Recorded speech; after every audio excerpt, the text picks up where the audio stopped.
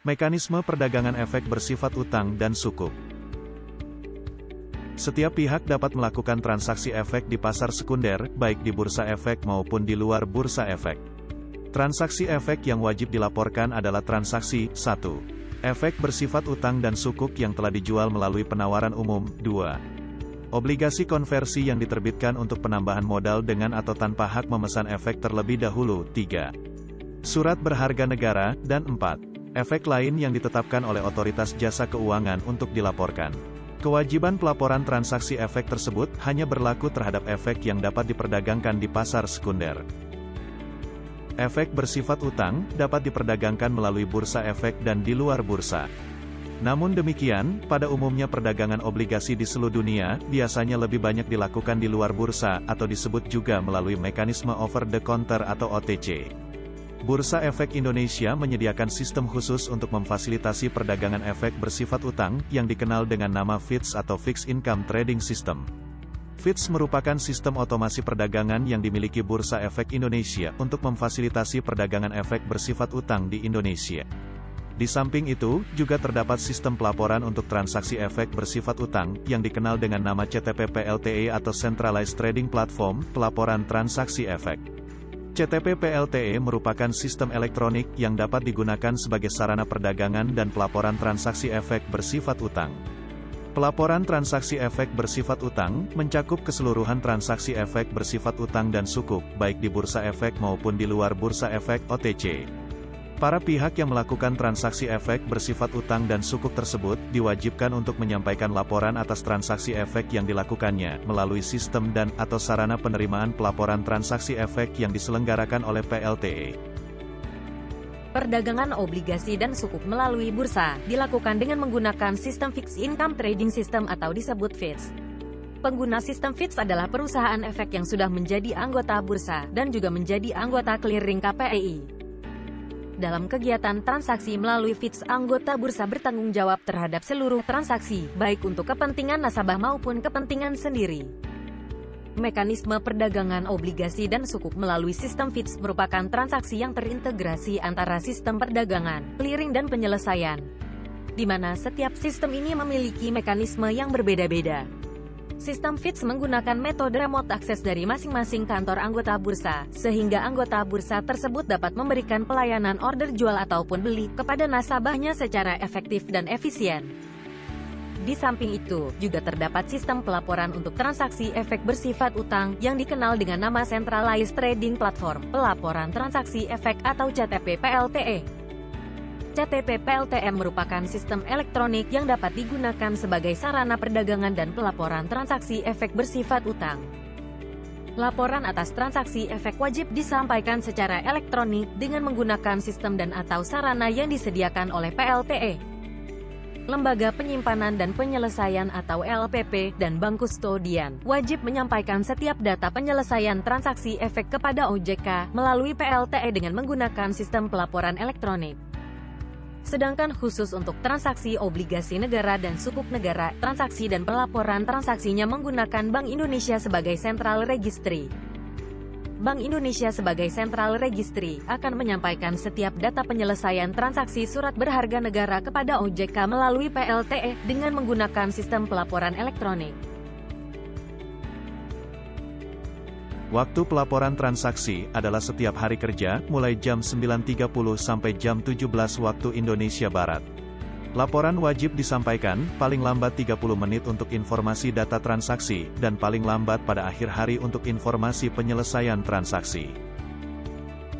Skema ini adalah mekanisme dalam hal transaksi efek dilakukan oleh atau melalui partisipan. Tata cara pelaporan transaksi dapat dilakukan sebagai berikut. 1. Disebut pelaporan one side apabila hanya salah satu pihak yang merupakan partisipan, dan 2. Disebut pelaporan two side apabila kedua belah pihak merupakan partisipan. Tahapan pelaporan one side adalah: 1. Partisipan bertransaksi dengan pihak non-partisipan atau investor individual. 2. Partisipan menginput transaksi yang dilakukannya tersebut ke sistem PLTE. 3. Data transaksi diterima oleh OJK. 4. Partisipan menerima report code dan bukti lapor. 5. Kustodian menginput instruksi settlement ke BIS 4 atau CBES KSEI, menggunakan report code yang didapatkan dari sistem PLTE. 6. BI dan KSEI mengirimkan data penyelesaian ke sistem PLTE. 7. Hasil konsolidasi data pelaporan dan data penyelesaian dikirimkan ke OJK. Sedangkan tahapan pelaporan to site adalah 1. Partisipan bertransaksi dengan partisipan lainnya. 2. Partisipan jual menginput transaksi yang dilakukannya tersebut ke sistem PLTE. 3. Partisipan beli melakukan konfirmasi atas transaksi yang telah diinput oleh partisipan jual di sistem PLTE. 4. Data transaksi diterima oleh OJK. 5. Partisipan menerima report code dan bukti lapor. 6. Kustodian menginput instruksi settlement ke BIS 4 atau CBES KSEI, menggunakan report code yang didapatkan dari sistem PLTE. 7. BI dan KSEI mengirimkan data penyelesaian ke sistem PLTE. 8. Hasil konsolidasi data pelaporan dan data penyelesaian dikirimkan ke OJK. Sedangkan berikut ini adalah mekanisme pelaporan transaksi. Dalam hal transaksi efek dilakukan tidak melalui partisipan, namun penyelesaiannya dilakukan melalui partisipan. Tahapan mekanisme pelaporan transaksi apabila kustodian mewakili kedua belah pihak atau hanya salah satu pihak yang merupakan partisipan. 1. Investor bertransaksi dengan investor lainnya. 2. Investor menginstruksikan kustodian untuk melakukan pemindah bukuan dan settlement, atau investor jual dan beli menggunakan kustodian yang sama. 3. Kustodian menginput transaksi yang dilakukannya tersebut ke sistem PLTE. 4. Data transaksi diterima oleh OJK. 5. Kustodian menerima report code dan bukti lapor. 6. Kustodian menginput instruksi settlement ke BIS 4 atau CBES KSEI, menggunakan report code yang didapatkan dari sistem PLTE. 7. BI dan KSEI mengirimkan data penyelesaian ke sistem PLTE. 8. Hasil konsolidasi data pelaporan dan data penyelesaian dikirimkan ke OJK. Sedangkan tahapan mekanisme pelaporan transaksi apabila kustodian yang mewakili pihak jual dan pihak beli berbeda, yaitu 1. Investor bertransaksi dengan investor lainnya. 2. Investor menginstruksikan kustodian untuk melakukan pemindah bukuan dan settlement, di mana investor jual dan beli menggunakan kustodian yang berbeda. 3. Kustodian jual menginput transaksi yang dilakukannya tersebut ke sistem PLTE. 4. Kustodian beli melakukan konfirmasi atas transaksi yang telah diinput oleh partisipan jual di sistem PLTE. 5. Data transaksi diterima oleh OJK. 6. Kustodian menerima report code dan bukti lapor. 7. Kustodian menginput instruksi settlement ke BIS SSS atau CBES KSEI menggunakan report code yang didapatkan dari sistem PLTE. 8. BIN KSEI mengirimkan data settlement ke sistem PLTE. 9. Hasil konsolidasi data pelaporan dan data penyelesaian dikirimkan ke OJK. Jenis transaksi efek yang wajib dilaporkan adalah 1. Jual beli putus atau outright. 2. Hibah atau hibah wasiat. 3. Hadiah, sumbangan, gratifikasi, dan sejenisnya. 4. Pewarisan. 5. Tukar-menukar. 6. Pengalihan karena penetapan pengadilan. 7. Pengalihan karena penggabungan, peleburan, pengambil alihan atau pemisahan saham. 8. Pinjam-meminjam. 9. Transaksi repurchase agreement. 10. Pemindah bukuan efek yang dilakukan oleh pihak dengan identitas yang sama. 11. Pembelian kembali. 12. Peralihan efek dalam rangka penciptaan dan pembelian kembali atau pelunasan unit penyertaan reksadana yang diperdagangkan di bursa efek. 13. Konversi menjadi efek lain. 14. Penjaminan efek selain dalam rangka penjaminan penyelesaian transaksi bursa yang ditempatkan pada lembaga clearing dan penjaminan. Dan 15 adalah jenis transaksi lain yang ditetapkan oleh otoritas jasa keuangan. Informasi yang dilaporkan adalah meliputi 1. Nama dan seri efek. 2. Nomor tunggal identitas pemodal dan nama pihak penjual, pemilik awal, pemilik rekening serah. 3. Nomor tunggal identitas pemodal dan nama pihak pembeli, pemilik akhir, pemilik rekening terima. 4. Jenis rekening efek, rekening sendiri atau rekening nasabah.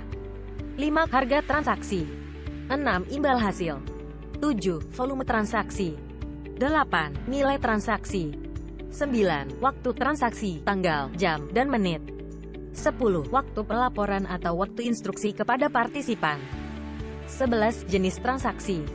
12. Tanggal penyelesaian transaksi. 13. Status kepemilikan. 14. Nama kustodian jual dan kustodian beli. 15. Nama perantara pedagang efek jika ada. 16. Identitas partisipan. 17. Nomor pokok wajib pajak jika ada.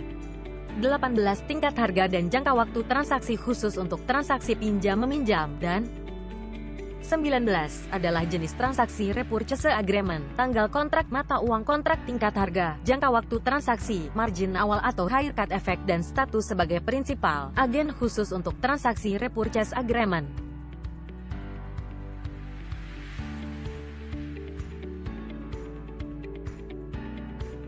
Pelaporan SID dan format SID dalam sistem pelaporan transaksi efek.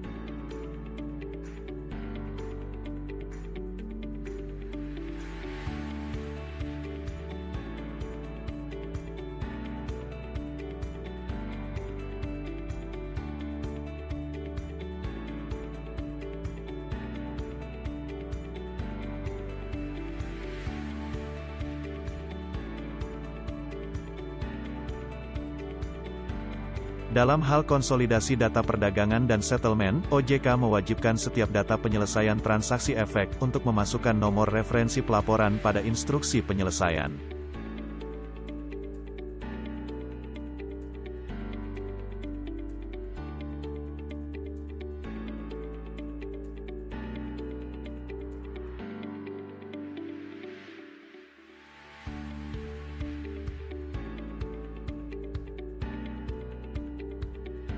Dalam POJK nomor 22 tahun 2017 ini, Otoritas Jasa Keuangan berwenang mengenakan sanksi administratif terhadap setiap pihak yang melakukan pelanggaran ketentuan POJK ini, termasuk pihak yang menyebabkan terjadinya pelanggaran tersebut, yaitu berupa A. Peringatan tertulis. B. Denda, yaitu kewajiban untuk membayar sejumlah uang tertentu. C. Pembatasan kegiatan usaha. D. Pembekuan kegiatan usaha. E. Pencabutan izin usaha. F. Pembatalan persetujuan, dan atau G. Pembatalan pendaftaran. Penyampaian laporan transaksi efek tidak dikenakan biaya.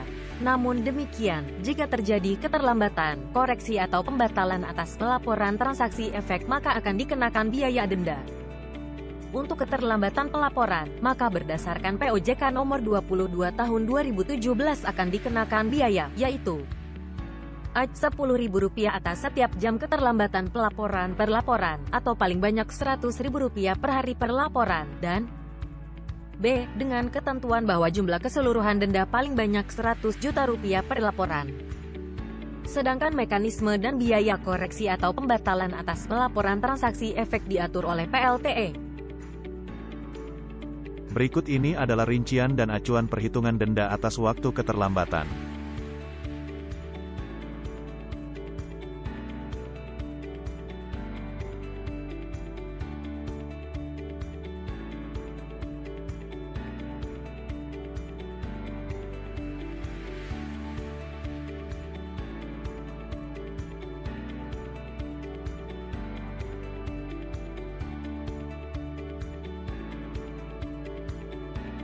Berikut ini adalah mekanisme koreksi dan pembatalan untuk transaksi yang telah dilakukan secara pelaporan one-side.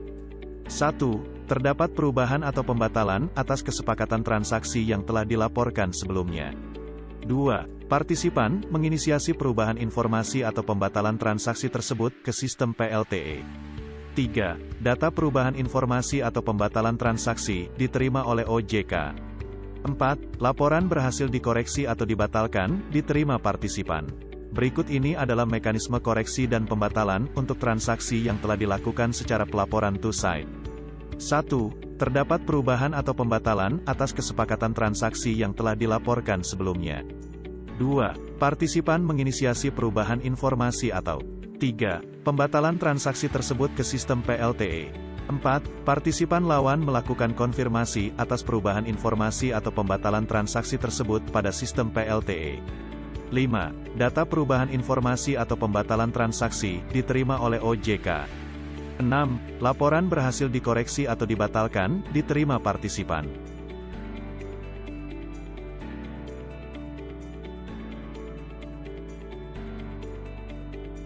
Partisipan dapat melakukan koreksi dan pembatalan atau pencabutan atas pelaporan yang telah dikonfirmasi melalui sistem PLTE.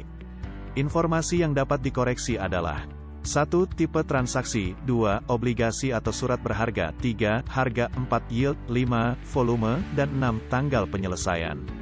Apabila koreksi dilakukan pada informasi non-market, maka PLTE tidak mengenakan biaya atas koreksi dimaksud.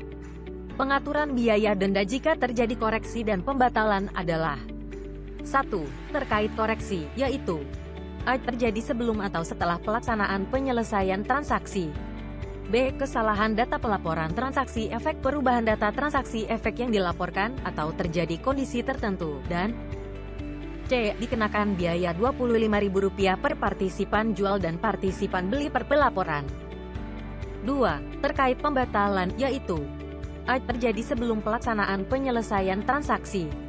B. Kesalahan data pelaporan transaksi efek perubahan data transaksi efek yang dilaporkan, atau terjadi kondisi tertentu. Dan C. Dikenakan biaya Rp50.000 per partisipan jual dan partisipan beli per pelaporan. Demikianlah pembelajaran tentang mekanisme perdagangan efek bersifat utang dan sukuk. Terima kasih.